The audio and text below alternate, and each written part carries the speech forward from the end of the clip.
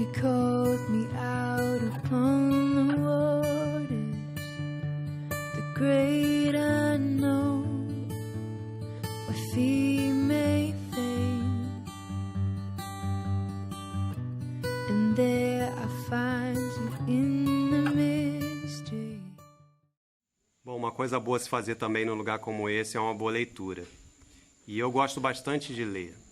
Só não tenho muito tempo para ler. Tem dia que eu não consigo ler. Mas como hoje eu estou mais tranquilo, eu trouxe para cá 2 livros que estão aqui comigo e eu aproveitei para estar nesse momento, né, lendo. Um dos livros é esse aqui, do pastor norte-americano Paul Washer. O nome do livro é Segurança e Advertência do Evangelho. Esse livro é o 3º livro de uma série de 3. O nome da série é Recuperando o Evangelho. Nesse livro aqui, o pastor Paul Washer, ele fala sobre a falsa confissão de fé, a falsa conversão que muita gente hoje tem no meio do Evangelho.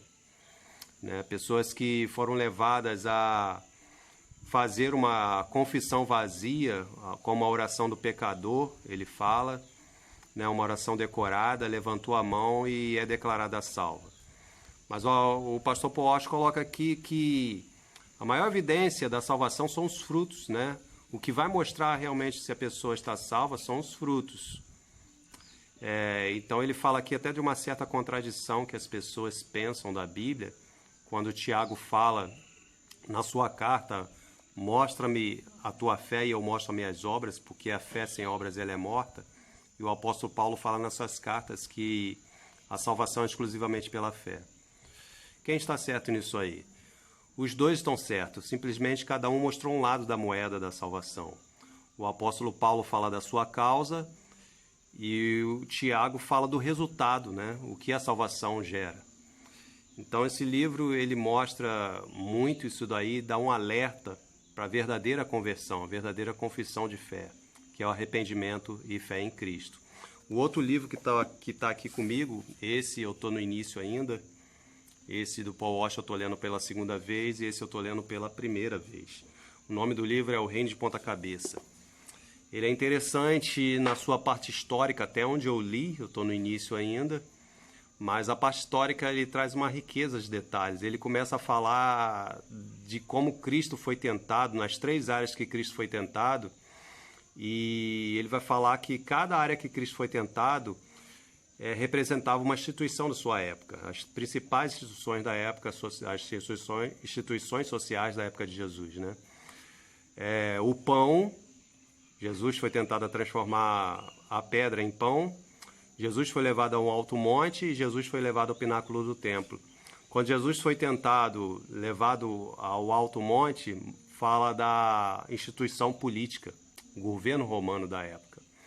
E quando Jesus foi levado ao pináculo do templo, fala da religião predominante ali na terra de Jesus, que era o judaísmo.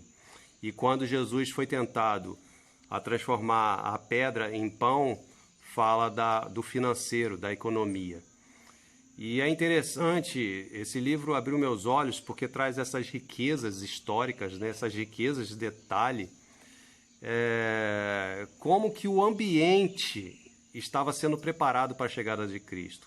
O povo não suportava mais o jugo romano, o povo, né, se rebelando contra o Império Romano, e Jesus chega justamente nesse ambiente aí, e é nesse ambiente que Jesus cresce, aonde o povo não suportava mais o jugo de Roma, o legalismo que existia na época de Cristo, né, os sacerdotes, a economia, vários impostos sendo cobrados sobre o povo. E quando Jesus chega, o povo esperava um Messias terreno que livrasse o povo ali do jugo de Roma. E Jesus veio pregar justamente o contrário a isso aí.